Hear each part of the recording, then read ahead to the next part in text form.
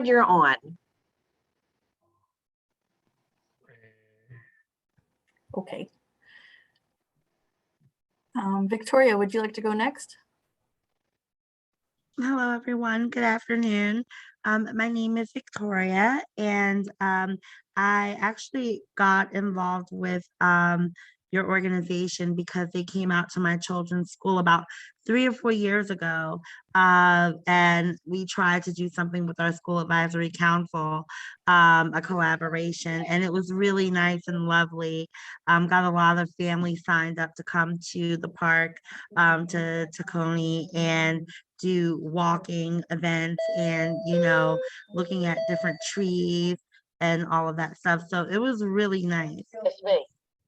It was really beautiful. And so over the few years, I've moved off of from my children's school and got a job at the central office, and I haven't had the opportunity to come back and do more things.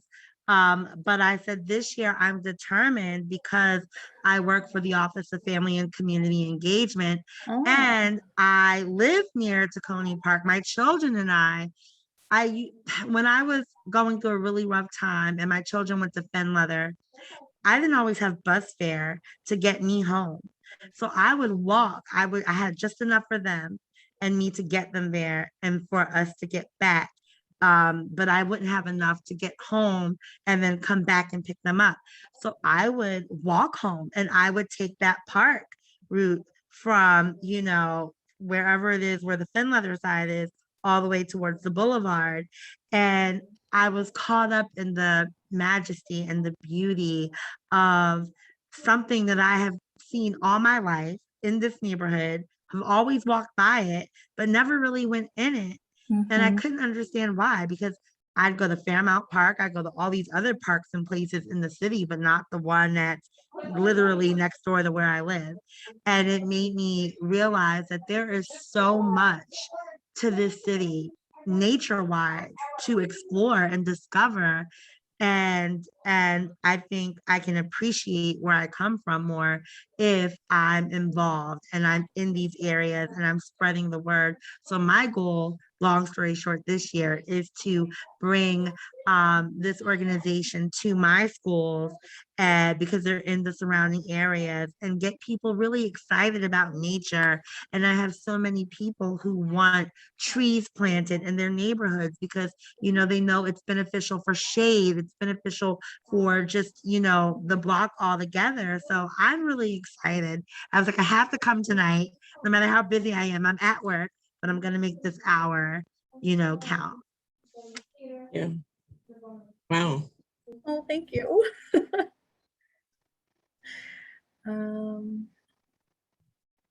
Pete, do you want to go?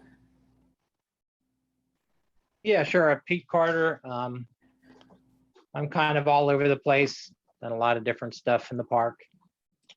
I live in the Northwood section near Oakland Cemetery. That's sort of my own little private gateway.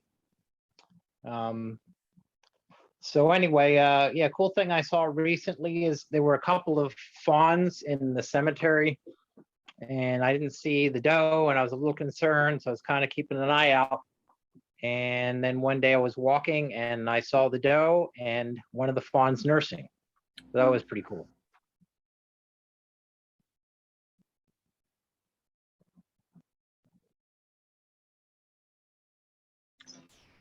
I guess I can go. Hi, my name is Kayak. I am a TTF fellow, and this is my last day.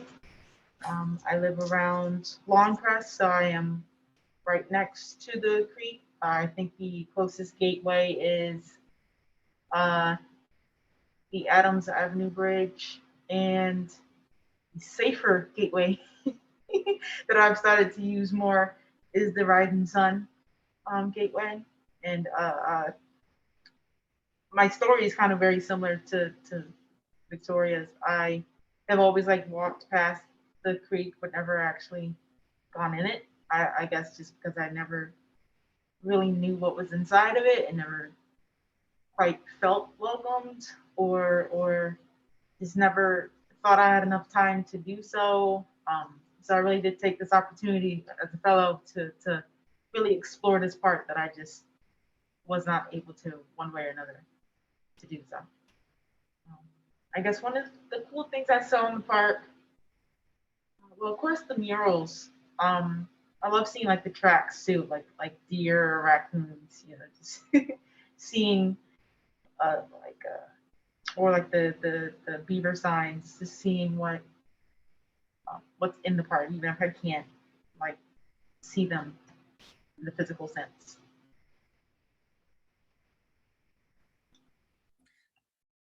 Awesome. Frank, do you want to go? Oh, you're muted right now.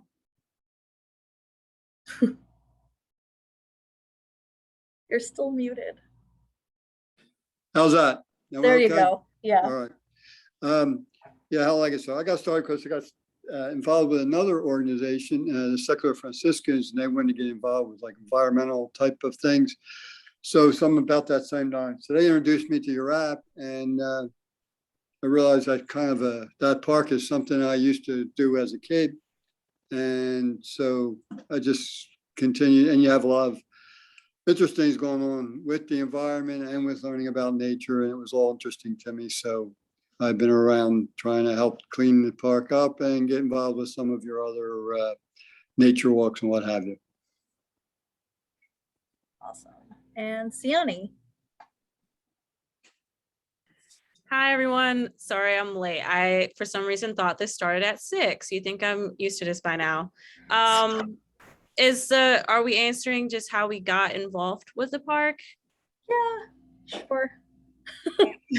I missed the prompt. But yeah, I got involved around 3 years ago. I was a student at Temple, and there was a cleanup happening kind of up near Alney, and I just joined in as one of the student volunteers, and that was the first I ever heard of like TTF. I just joined because like, oh, Tacony Creek Park, I live there.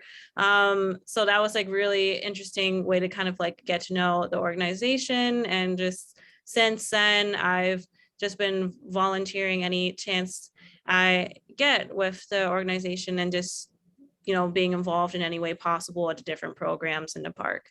So that's kind of how I got into all of this. All right. Thank you, everybody. So now, Mindy, do you want to introduce yourself and I guess talk a little about the tree tenders and what that is? Yeah, hi. But first I have to say what I saw in the park. Oh, yes, go for it. Because it was so cool. It was actually a couple of weeks ago. We heard some just rustling in the park in the Wissahickon. I live close to the Wissahickon, and looked over and saw something red, and two things red then. And it was two pileated woodpeckers, which are the really big woodpeckers, the woody woodpeckers. And they were doing a dance with each other around this very wide tree. It must have been some kind of a mating ritual, but never saw anything like it. These big birds, just kind of one going this way and then the other one following and then reversing. Very, very cool. And so thank you for reminding me of that. Yeah. I don't know. I mean, I could show some PowerPoints or just answer questions and talk about tree tenders. And maybe I'll do that, which is a little bit more free flowing. And oops, somehow I just lost the screen there. So I started the tree tender program 30 years ago.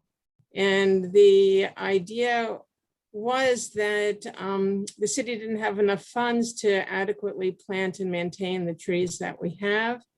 And I knew that people were concerned about tree cover, and hoped that if provided with the tools, the educational tools and the physical tools, that they would be motivated to work in their own communities. And that's what happened. We have about 5,500 tree tender graduates from our 8-hour program. The tree tender training includes how trees grow, what stresses them out, basic pruning, basic pit care, tree ID, and of course planting. And the training is run by a whole bunch of different experts from different institutions that are of value for tree tenders to meet. So people from Penn State, people from Temple, local experts in the field, people from the city, from the park, people from our rain check program. And so at the end of this training, our hope is that people will know each other, that they'll be connected. Of course, this doesn't work so well on Zoom, but they're connected with each other via their own tree tender groups. So it's a decentralized model where we train people, and then in their own communities, they figure out what they want to do. So some communities want to work with local schools. Others want to do an inventory of the trees in their community. Most want to plant trees. We are able to provide, we have the funds to be able to provide trees and concrete cuts to community, to any community that has 3 people that graduated from our tree tender training. And we ask that because we want to know that they'll be able to do the follow-up care. We have about a 90% survival rate with our program, with our trees. And that is, that's amazing, because this is really weird. I just lost the picture of everyone. Okay, there you are. So we have a 90% survival rate with the trees that we plant, because we have follow-up care, because we educate homeowners, because there are people in the neighborhoods that are able to go to their neighbor and say, hey, you know, that's kind of getting a little bit weedy. To send out reminders to water when it's 90 degrees for 4 days in a row. And we do follow-up programs. We have, after we plant in the spring and the fall, and every summer we do what we call tree checkers, where we go back and we do, we check on the trees that we planted. We do homeowner education, and we do a little bit of citizen science to figure out what's working in our program and what we can improve. For instance, one of the things we learned when planting a tree, and how many of you have planted trees? Most of you? No, oh, Victoria, we need to meet. So when you plant a tree, one of the most important things is to plant it at the right depth. So there's something called the root zone, where the roots start and the trunk ends. Roots like to be dark and wet. They like to be underground. The trunk of the tree can actually suffer if it's planted in the ground. It can rot. It's made up of different cells than the roots. So we want to make sure that our trees are planted with the roots underground and the trunk above ground. Sounds simple enough, but sometimes it's not so easy to recognize where that transition is. So that's something that we teach to our tree tenders in our class. And yet we teach it, it's probably like ad nauseum, you know, we go over and over and over this particular part. And yet we found through our tree checker program, the trees were buried too deeply. So what we learned from that was that the trees were settling more than we thought they would. And now we plant even a little bit higher, so that the roots are actually, the first woody roots are visible at the soil line. So that's an example of what of how we kind of get some information and are improving our program. The other thing we do, many of our tree tender groups do pruning clubs. So we have trainings to teach people how to be pruning club leaders. And that enables us to be more free in our tree tender groups to go out and do pruning clubs without an arborist on hand. You either need an arborist that we can set you up with, or one of your own members that are trained in this way. So what we're finding is that it's not just that we are organizing people to go into their neighborhoods and plant trees, but it's kind of like what TTF does, in that we're looking for people to have a change in relationship with their community. and with their environment. So with community being other people in their community, and with the environment, being, what's outside your door. And that's really the key to long-term health of a community, of people in the community. Once you're connected with other people in your neighborhood, it's a different animal when you walk outside the door. We had one planting that was just so amazing, was in South Philly. And I was working, with a neighbor, and another neighbor came over who had been planting across the street, and he finished his. So he came to work with our team and met a neighbor of his that he had lived across the street from for 10 years and never said boo to. And now these people planted a tree together. So the next time they leave their door and they see each other, it's not going to be passing in the street. It's a different relationship. And that's what we're hoping to build with the program, is people having a different relationship in their community. So I could go on, but but I figure maybe you have questions. Can I add a couple of things about why we love tree tenders and trees so much? So we worked for PHS as a wonderful partner for a long time. And, our job at TTF is to improve our creeks. And we know how important trees are for that. So our missions really align. And we do a lot of tree planting in our upstream communities and in the city, because we do projects that improve creeks. So in Cheltenham and Abington, we do a lot of tree planting, mostly buffer planting, next to creeks. In the city as well, we plant trees in Tacony Creek Park. We had a really big role getting trees planted in Germantown and Mount Airy, some street trees a while ago, a number of trees. I remember that. So for us, this is, it's the same mission, it's the same goal. And as Mindy said, it's all, a lot of it is just creating community, and there is nothing more impactful for kids and families and adults than planting a tree, and then, taking care of it and feeling connected to that. So over time, we have subsidized a lot of folks to become tree tenders. We have a lot of tree planting coming up this fall that we're going to need help with in Tacony Creek Park and at Friends Hospital. And then, we were talking to PHS about how we can work together, because the communities around Tacony Creek Park don't have tree tender groups. So that's why we invited Mindy to join us, because we'd really like some more folks to become tree tenders, and TTF would like to support a couple of tree tender groups in the area. Part of it is because we want help, but we also, it's also really important for our community. Yeah, thank you, Julie. And I'll say it's pretty. We do a lot of hand holding, so it's sort of like TTF. When you join, when you become involved, it's not like it's a one-time thing. It's you join a family, and with our program, we have this fall we'll be planting about 1,000 trees throughout the region with about 60 community groups. And how that works is the groups go out into their own communities. They solicit applications from their neighbors. So they convince their own neighbor that, yes, that tree might drop leaves.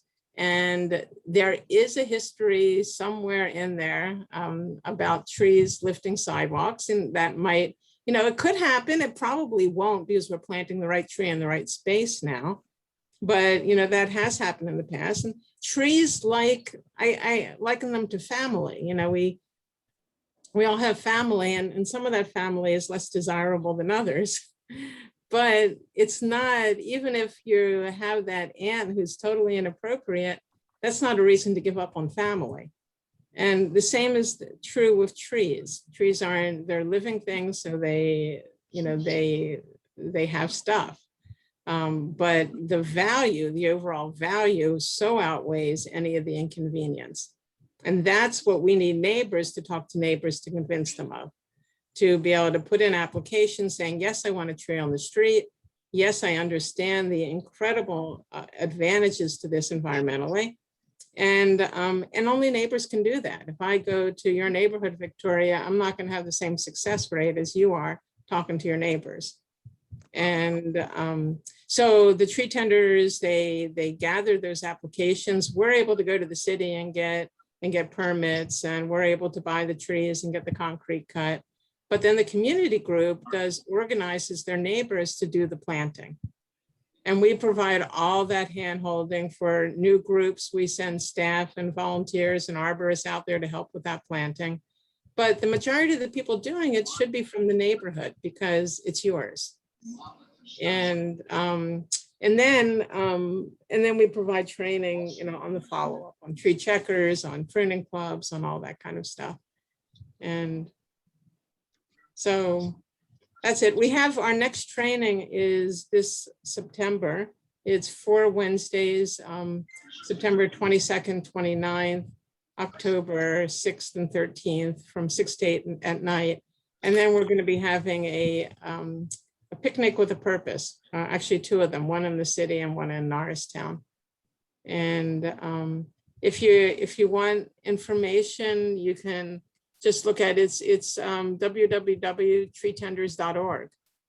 And I can put that here in the chat if I can do that while I'm talking. I'm not that good at this.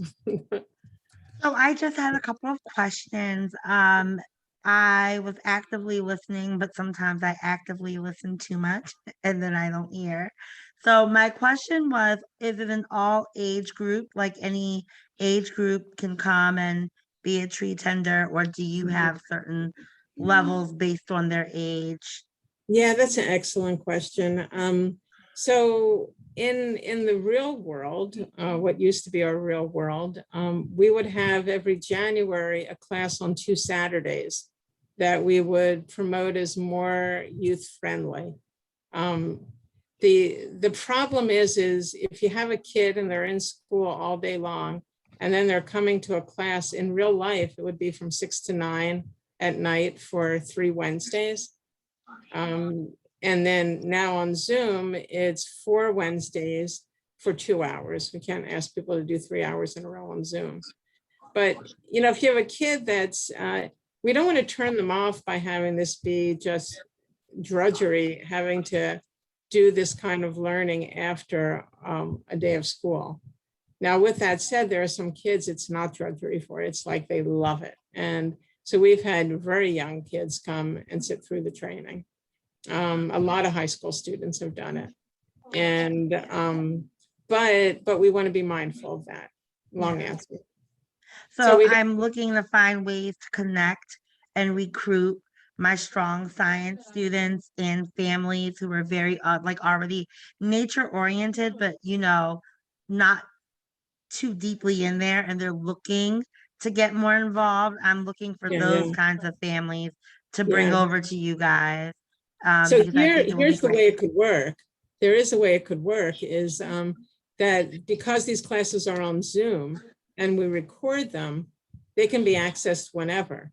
So you could actually take them and do them in small portions with your students and maybe show just the, urban stresses on trees one day, or maybe, how trees grow one day, or tree ID one day, and spread it out. And that way, if they take the quizzes and if they see all the PowerPoints, then they can still get certified as a tree tender.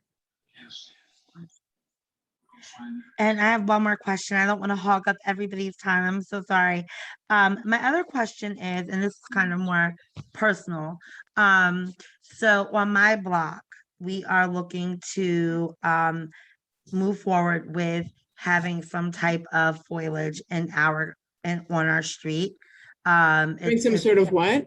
Some sort of tree. We want trees basically on our block, but we're not sure what, we're not sure how, because everything is cemented. of course, and we don't know what all the rules and regulations are. Do we have to get, a certain amount of signatures and all of that? But it's something that we desperately need because I have a garden and a very beautiful garden. One side is flowers. We have our annuals, our perennials, and on the other side we grow peppers, we grow tomatoes, we do all kinds of cool things. And because I'm situated at the corner of the driveway, the alleyway, when the sun comes over, boy, oh boy, no matter how much you water, certain things are just getting destroyed because of the heat. But I remember when I grew up on Sydenham Street in my old days, we had beautiful trees that lined the block and it protected a lot of our front yards from all of that heat directly coming into it. And it also made for a beautiful picture in the fall and spring. We're looking to bring that back. And we think if we give the block some sort of, just some sort of visual, some aesthetic, maybe people will also care too more about like the trash and things on the ground that, has been increasing over the years. So we're just looking to bring that into our community, but we just want to know where to start and Yeah, how to get that what happening. is your community? Where do you live? I live right off of Torresdale Avenue, like Carver Street is the street, but it would be like right where Torresdale and Harbison is, or Torresdale and Cheltenham. I'm like right in between those. So is that considered northeast? That's the very beginning of the Northeast. Literally, when you come up Aramango, it says "Welcome to the Northeast." Like we're the bottom, not to be confused with Frankfurt. And we're with Wyoming, but we're on the other side. Yeah. So some of the questions that you have, you can put aside because you don't have to answer them. For instance, species and where the trees could go. There are rules about all of that, and the city arborist is responsible for approving every tree pit and picking the species to go there, which is good because they keep in mind what tree is going to grow properly in that site without causing any kind of problems for cars or for the sidewalk or for the home. And they keep in mind overall diversity. We need tree diversity in the city so that when something comes in that kills, like the emerald ash borer that's killing off every ash tree, that's not going to be a major part of our tree population. So those kinds of questions are answered. If you have, that's the kind of thing we do. Tree Tenders is able to work with neighbors to teach them how to talk to other neighbors. We can give you a list of the rules as to where trees can go that look at ADA accessibility, Americans for Disability Act, look at fire code, that look at protection of pipes, all those things we have information on. And then, we're able to cut the concrete. We're able to provide the trees, and that is no cost. So come to Tree Tenders, get 2 more people from your street, and you can form a group right on your block. And if that doesn't happen right away, there is a Northeast Tree Tender group. Thank you so much. I really appreciate this information. Yeah. Thank you for the question.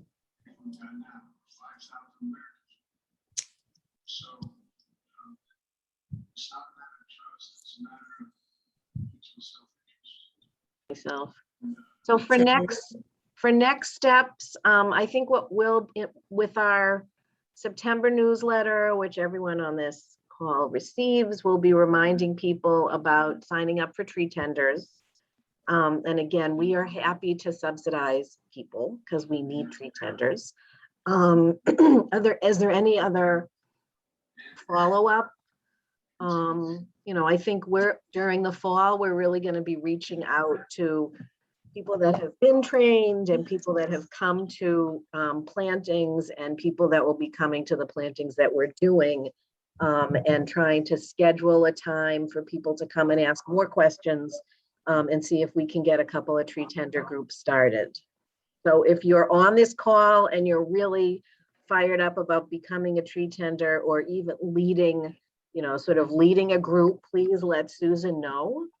And I wonder if Frank has some folks that he works with all the good work that your community does, Frank. Maybe you have some people that might be interested. Please, ask around. I know Siani knows about 1 million people. So, talk to people and see if there's other people that that are excited about trees and would want to work with PHS and help TTF to do this. I'll try to do that. I don't know if I can't think of anybody right off. I'll start talking to people but I myself would be interested in the program. I didn't mean to put you on the spot, Frank, but I know how enthusiastic you are. We also during we have done Tree Philly deliveries and distribution a number of times. Even during the pandemic, we actually drove trees around and delivered them to people.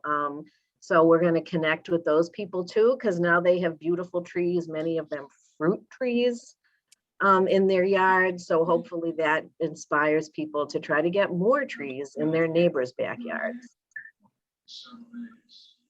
Good. And I can send Susan the list of requirements, the rules as to where a tree can go in the city on the street. And our application too. Yeah. Now, earlier this year, I did take a survey that was given to us about like the trees in the neighborhood and all of these different things. Is that survey still up? That's ongoing? Anybody can take that, or? That was probably Philadelphia Tree Plan. Yes, that's exactly what it and I was. believe they've closed that because now they're putting together all of the data, all the information that they got from people like you, and trying to come up with a plan of how to serve that. Awesome. Yeah, that survey is closed. Yeah. Great. It's wonderful that you filled out one of those surveys, and they'll come back to us like they did with a lot of other community groups to sort of share, I think, what the plan is going to be. So we'll probably host an online meeting when that's getting closer to being finished. We also will be distributing trees again this fall. We're doing another giveaway, so just pay attention to that because I think we have 50 trees. Yes, if you want, this would be for your yard. So if you want a yard tree, we'll be doing that this fall. I just want to say how delighted I am to be working with you folks again. It's really, I love the work that you do. It's unbelievably valuable in the city and beyond.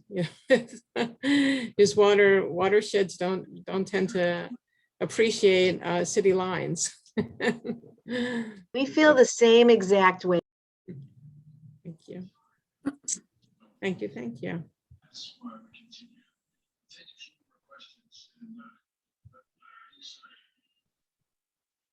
Anyone else have questions for Mindy or questions about trees?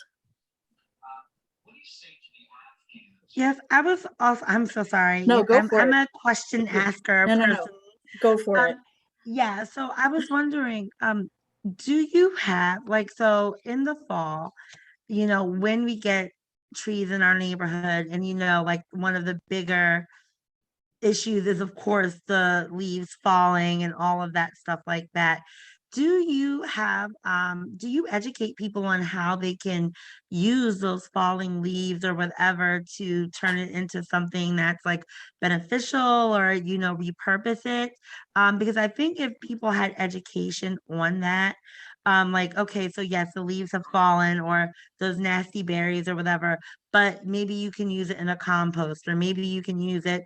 If they had that type of education to go along with it, maybe they wouldn't be so like, That's so true. ornery about it. That So is so true. is there anything available like that? Do you include that I mean, in your education? Yeah, there's so much and there's so much out there now on how leaving, if you have a lawn, leaving the trees, getting rid of that lawn, because lawn does very, very little environmentally. It tends to be the recipient of a lot of pesticides, herbicides that get into our waterways, and it doesn't provide the environmental benefits. If you leave those leaves there, and you can create mulch and kind of do plantings.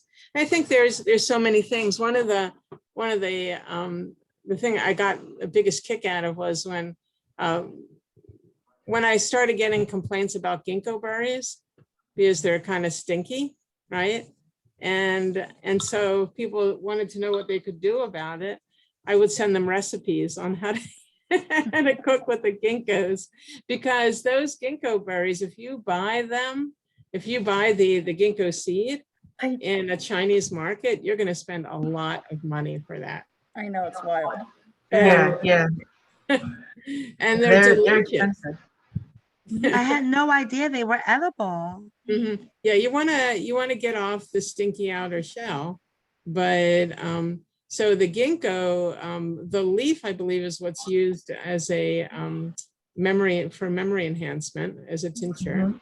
And then the berries, some use it as a aphrodisiac. So go figure. Good to know.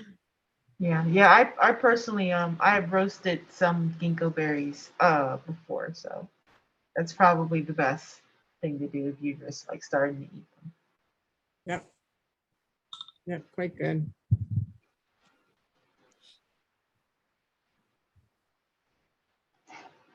So if there's no other questions, I mean, I could answer some of the benefits of trees, but I think you guys know all of this. And, I don't want to go over stuff that you know, but it's so often people just don't understand how valuable trees are, how many ways that they help us, how when you're teaching kids with attention deficit disorder, they can pay attention longer, retain more, feel calmer when they've had exposure to trees. My son went to a school for kids with ADD and dyslexia, and they have a program now there called Riding for Focus, which is getting kids on bicycles riding through the woods. And that combination, they would do that at some point during the school day, come back, these kids were totally engaged. And which is one of the big problems with learning online and, for kids, it's so unnatural. But trees help with other things too, building community. There's a study that showed, and should I be going on or should we be ending? There was silent space, so I figured I'd fill it. I can tell one other story. How are we on agenda? I think we're good. Yeah, we just have updates, really. So you can keep going. I'll just tell one more story that it was two identical high rises in Chicago that were public housing high rises. And there was a study done on domestic violence at them. And one of them looked out over some very old, majestic trees that surrounded the courtyard. The other one had a very similar courtyard, but all the trees had died. And the study was on why there was less domestic violence at the high rise that looked out over the green space. And it's not magic. It's, people in that high rise, they would have somewhere easy to go when things got too hot inside. And while they were there, they would meet their neighbors, they would develop social supports, and they had community. And I think it speaks miles on how important trees and green space are to our lives. So that's all I got. Is the fall tree tenders class online, or what's the format? Yeah. Unfortunately, it's online again. Okay. It has to be. But we have a Saturday session that will be in person. So it's 4 Wednesday nights and then a Saturday session that'll be in person in Philly. I'm sorry, that session will be on the Sunday the 10th of October. And it'll be 12 to 3, so after church hours. And then that Saturday, the 9th of October, there'll be one in Norristown. So Okay. because we're doing an online class, it's for both our city and county people. And that'll be, we're going to try to get like in as much of that hands-on, pruning, pit care, ID, as much as we can. We'll have lots and lots of arborists and leaders there so we can do small groups.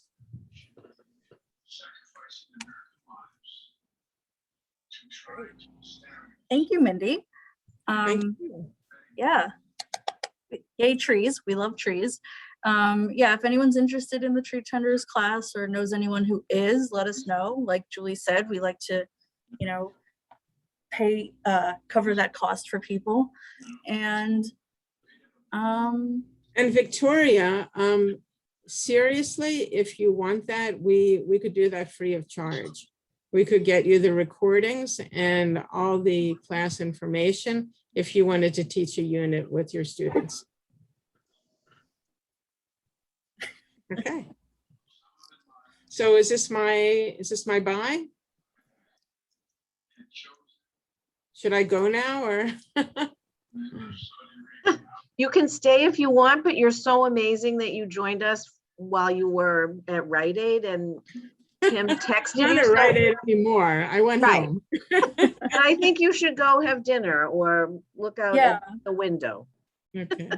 thanks for filling Excellent. in. Yeah. Yeah, lovely to meet all of you. I hope to see some of you in the class. Thank Good you to so see much, you. Mindy. Bye, Mindy. Bye-bye. Take care. Okay. I don't actually have too much else, unless Julie, you had anything. I was just going to go through some of the cool events that we have coming up. One moment. Can you believe summer is over already, even though it doesn't quite feel like it? So yeah, September and October are already looking pretty full and busy for us. So we've started a master plan for Tacony Creek Park. As some of you know, we have an advisory committee that's made up of community groups, partner organizations, municipal departments like Parks and Rec, and we would love to have more keepers involved. So this committee sort of guides the master plan process. The idea is it meets quarterly, every few months, and just kind of makes decisions and gives input about how the master plan is going. So again, the whole vibe of the master plan is we want community input. So we want keepers involved. We want, community residents involved. So if you know anyone or if you're interested, let me know. And that also goes to, if you know of anyone we should talk to, as part of the process, we're going to be doing interviews with people, basically anyone with an opinion about Tacony Creek Park. So it could be someone who loves going to the park. It could be someone we could potentially partner with. It could be someone honestly with a grudge who hates the park. If someone has an opinion, we want to talk to them and hear about it. So if you have any suggestions of individuals and other neighborhood folk, again, let us know. And then on to events, I think, okay. In September, we're having a movie night at, I should have put this in here. It's going to be on Friday, September 17th, 6 to 9. I think we're gonna have a little bit of tabling at first, Julie, and then the movie will start whenever it gets dark. and we'll have popcorn and, you know, tabling information and things like that. So bring a blanket, bring any other snacks. We'll be watching A Bug's Life. This will be in that big field at, what is it? Alney and Clarkson. So it's just a few blocks. It's that big field between, what is it? Rising Sun and Tabor. And Tabor, yeah. Like if you see the guys playing volleyball, it's that big field. So we'll be doing that. And the rain date for that's the 24th. And I think we have some friends from the Academy of Natural Sciences coming with bug information, because they have a lot of insects there. Are they bringing bugs? I don't know. But they promised that they would table. I'm hoping they're bringing bugs. I mean, I'm not really excited about bugs, but I'm hoping they're bringing bugs so that everyone can be excited about those bugs. So we'll see. Keep posted on that. Oh my God. Yes, Victoria. That sounds great. I love that movie too. It's a classic. And we've got a couple bird walks scheduled for Sunday, September 19th. There's an early morning one at 7:30 a.m. It's an hour long. And then the second, more family-friendly walk will be later at 10 a.m.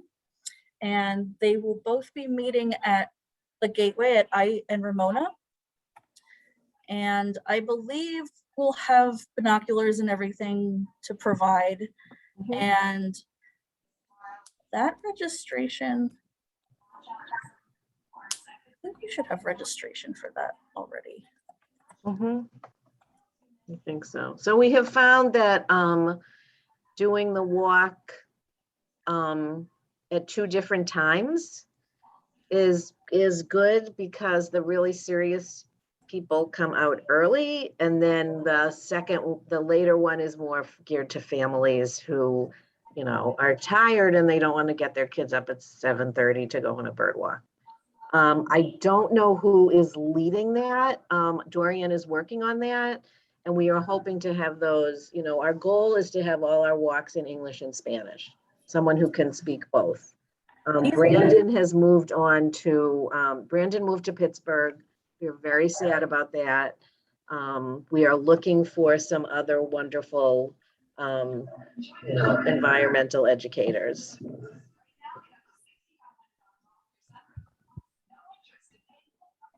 Okay, so that's the bird walks. And then some of you went on the first Finding Frankfurt historical tour, which we did, was a walk through Tacony Creek Park. The second part of that is going to be a kayak tour of Frankfurt Creek. Is that correct? Okay, that's Saturday. The Delaware and Frankfurt Creek. Okay, so that's the second part of the Finding Frankfurt tour. That's Saturday, September 25th. Probably, I don't know, time to be decided. Something about, you have to check the tides and things like that. So we'll have information about that. I think that would be really cool. The first Finding Frankfurt tour was really fun, very informative, and I think this one will be too. So that's also coming up. And then our big, I don't know, is it our big event, our big fall event? No, it's not. It is kind of, so I want the kayak tour, just seeing the river and the creek from a kayak is a completely different kind of thing. It's really interesting. So people should definitely think about that. We'll take care of you. We promise. The Delaware River Keeper Network will make sure that we're all safe and sound and are wearing life jackets and all that stuff. But I've done this a couple of times, and it's really amazing. It's quite an experience. Oh, and then the big, our big fall event is October 2nd, right? Saturday, October 2nd, will be a fall festival. Again, that will be up at Tabor and Alney. And We are looking at sort of having that be like a block party. So again, some tabling, hopefully some bike rides, sort of fun stuff like that. And that will also, we're doing that with the Alney Culture Lab. And those are the folks that worked with Professor Gibson and the musicians who put together that music, the Tacony Creek Park Suite. You can find that. I'm pretty sure there's links on our website. We'll find a link. And so that was music that artists put together based on their experiences walking through Tacony Creek Park and listening to the wind and listening to the animals. So we are really excited about that. I think it's going to be a really lovely afternoon. So I think it's like 1 to 5. Yes. So like 1 to 3 tabling, and I think we're going to do yoga, a bunch of nice experiences, and then the concert at 3 o'clock. And we all need more. We need more trees. We also need more music. So we're pretty excited about this. I don't know if, I don't think there's a weight limit. These kayaks are pretty serious. I would like to be in a kayak with a big and burly man, actually, so that I So they're doing the paddling. yeah, so they can do the paddling. I don't think that's a problem.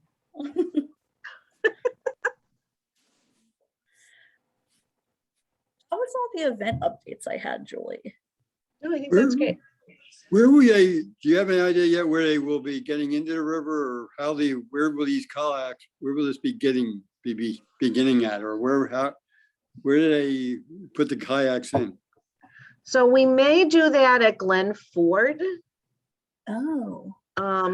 We may do it at, the times I've done it, we came all the way up the Delaware. So Glen Ford is one spot that we could do that. These guys from the Delaware Riverkeeper Network, remember Eric? He does this all the time. Wherever we can find an access point, we will let you know about that. But Pennypack on the Delaware might be one spot that we would come down from. There's also we could probably do it at the Frankfurt boat launch. And also potentially at the Arsenal. All right. So there's a few different locations. Right. It's a interesting kind of crazy thing, but very unusual, and a lot of fun. We did a tour a few years ago where we actually kayaked up from Pier 3, which is, like in Center City. Oh my God. We kayaked up all the way to the Frankfurt Creek and then up the creek.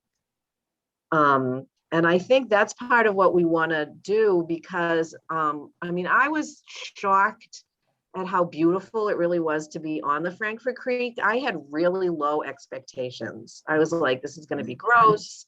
I'm not excited about this. And then we got up, we did it based on, it hadn't rained. We made sure it hadn't rained a few days before, and we did it based on the tides. And we went up the Frankfurt Creek and it was amazing. We had great blue herons flying over us. There's a lot of greenery. It's not like, it's a lot of invasive plants and things like that, but it is very green. And it's a really different perspective on what the creek could be, I think, and what the river could be. So. All right. I'm kind of looking forward to it. Yeah, it's definitely very cool. And it's much better that we're not kayaking from Pier 3 because I was have never been the same since that kayak trip. I've been sore for years.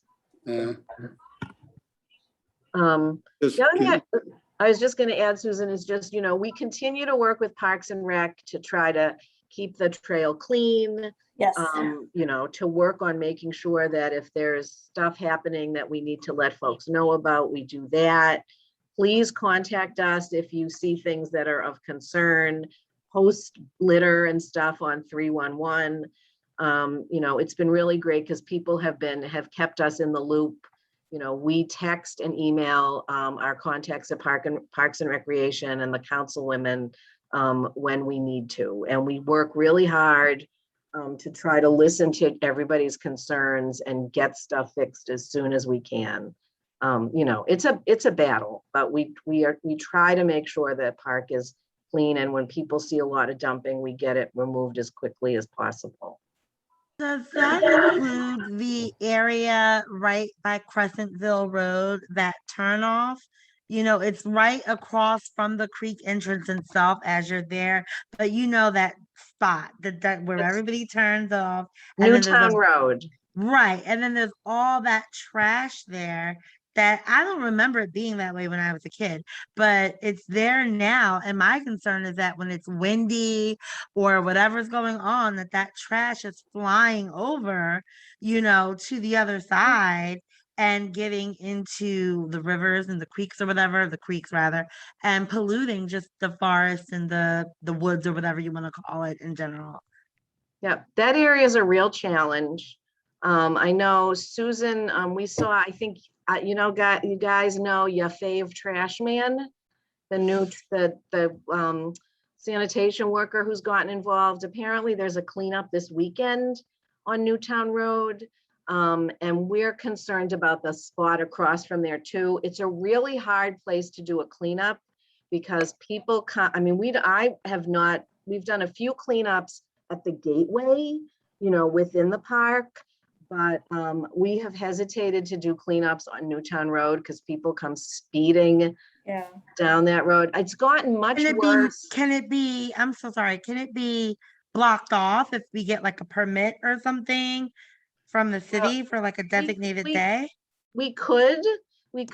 Our focus is really the park itself. I think the streets department needs to really take more responsibility for Newtown Road. The short dumping all across the city has gotten worse since the pandemic. So I'm assuming that since they're doing this cleanup, they have gotten approval from the city. People should be wearing orange vests, and they're getting rid of really big stuff. And we try not to do that work with volunteers. I don't think that volunteers should be picking up couches and stuff like that. You really need the streets department to come out and do that. But keep bugging us about that because we're trying to move our cleanups around. But again, that site it's really problematic because we don't want people on the street. Yeah. It's a tough one. Yeah.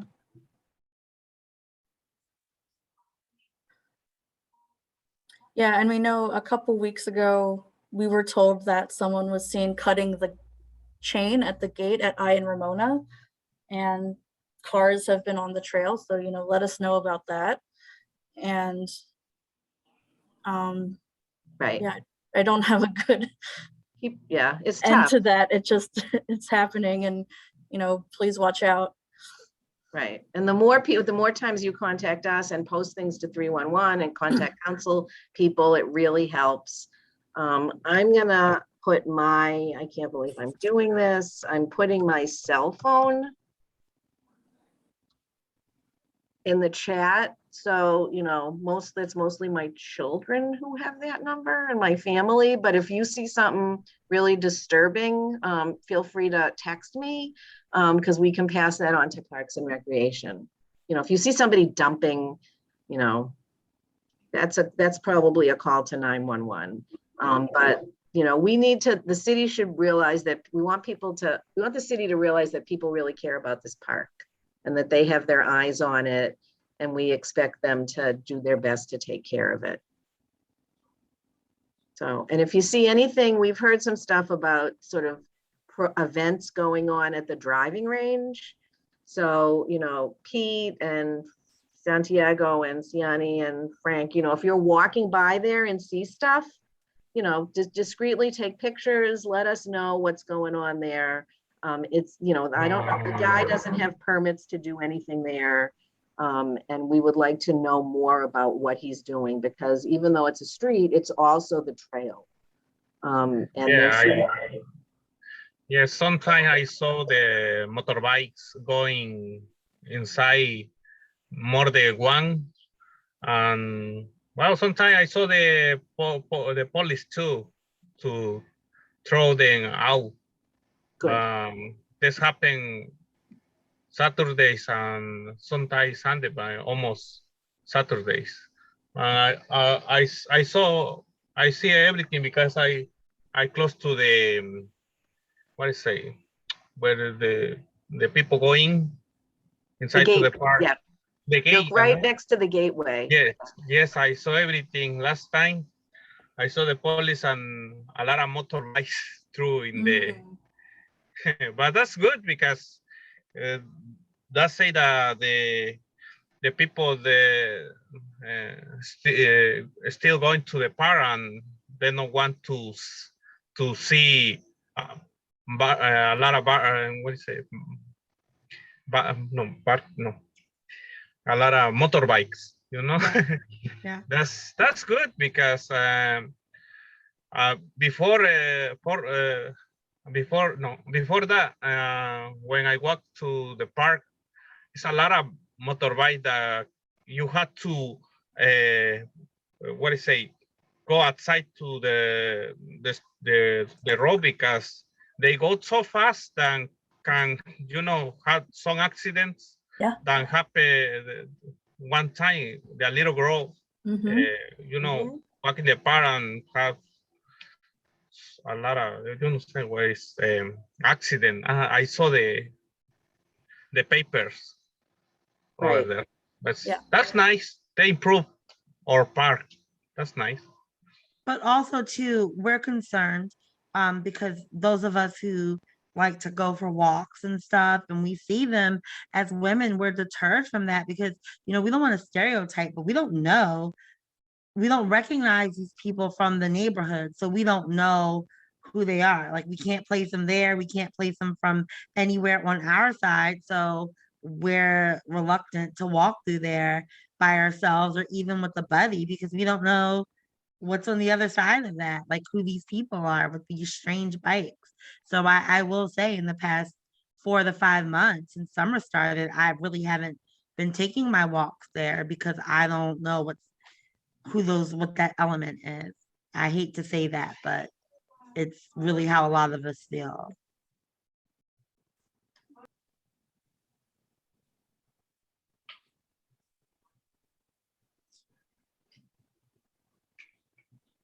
The only gateway, those are better than chains. Yeah,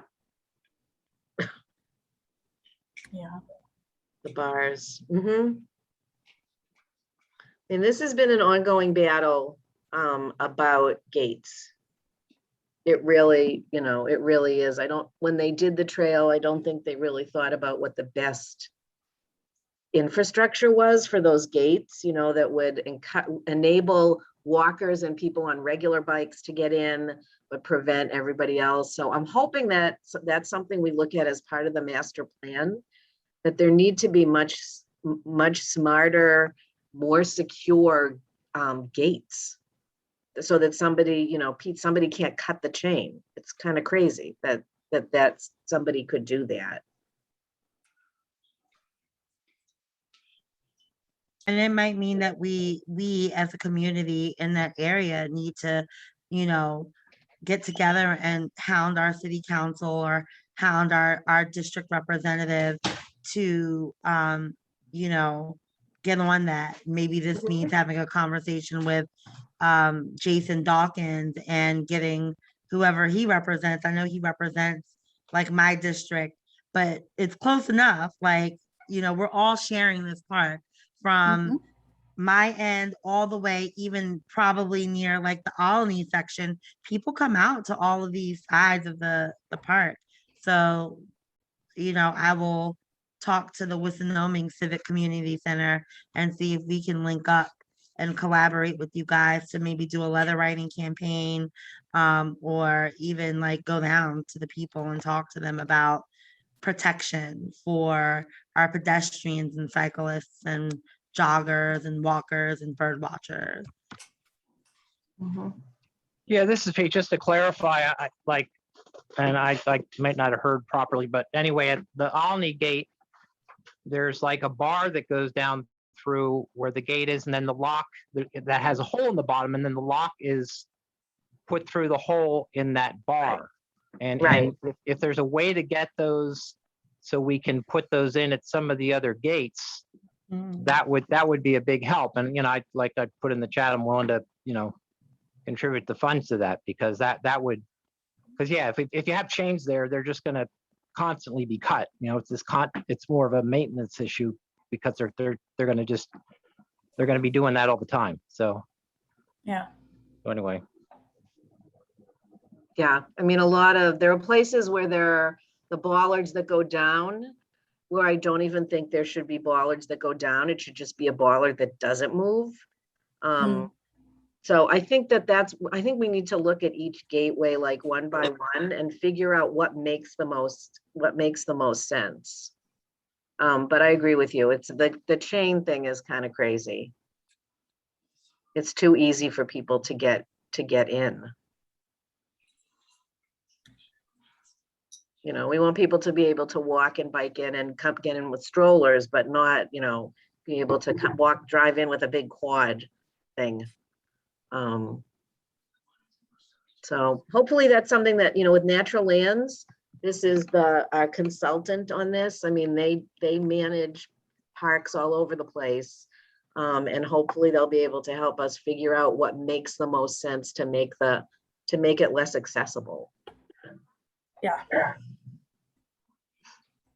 All right, well, I think are we good, Susan, unless anybody has anything else? I know my stomach is grumbling. I don't know about you guys.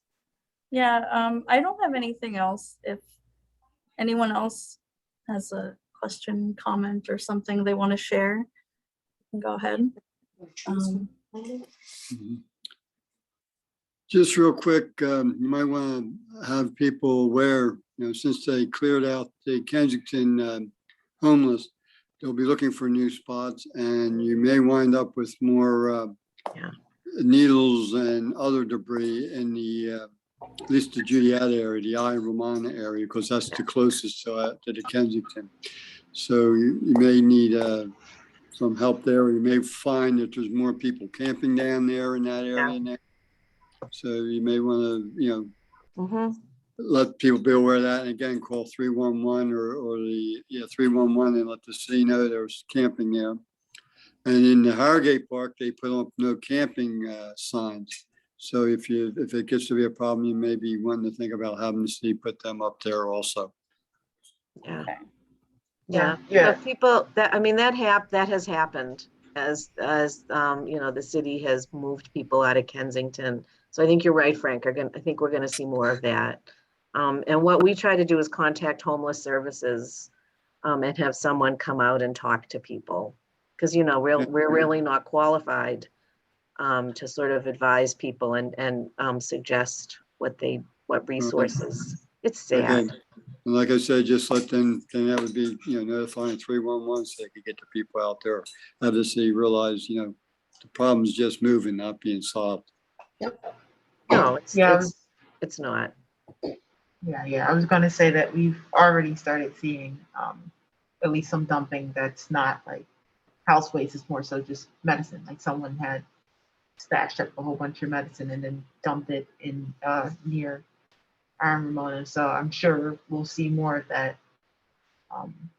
because of what Frank just said. So yeah, it's tough. We have Sharps containers and we're trying to be really you know, aware of that when we do cleanups and everything. Oh, I have one thing I think that we forgot, and then we should probably, so Siani has been really helpful in terms of ideas for programs in the park. You know, we're always trying to have more things going on, more positive things going on, like walking and running and yoga. So Siani is going to be heading up a program committee. And Siani, you want to say anything? We're very excited about this. Do you want to add? Do you want to try to get some people to join your committee and talk about some of your ideas? Well, I can say I'm a very friendly person, so I hope that you'd be interested in working with me. I'm just, you know, always just trying to think of the different ways that we can encourage people, you know, within these neighborhoods that intersect with the park, and even, you know, just people around Philly that just never heard of Tacony Creek Park or just looking for new safe spaces and nature. So, you know, if you also just have a lot of ideas always on the top of your head, or, you know, just want to help, you know, just plan things, you know, you can always feel free to reach out to me. It'll be really great to just find the different ways beyond just walks and stuff, and just how to really get people engaged with nature. So I'm really excited about that. And yeah, just feel free to reach out.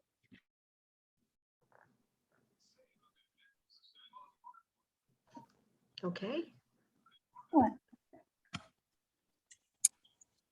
I think that's a wrap. So thank you all. Go get some dinner, stay cool, please. It creeps up on you. I know it does to me. So just stay hydrated, stay in the shade, be careful. Again, let us know if you see or hear anything in the park. We really depend on the keepers to be our eyes because we're not there all the time. And we'll see you soon at another event. So be well, everyone. Thank you, you too. Right, goodbye. Thank you. Thanks.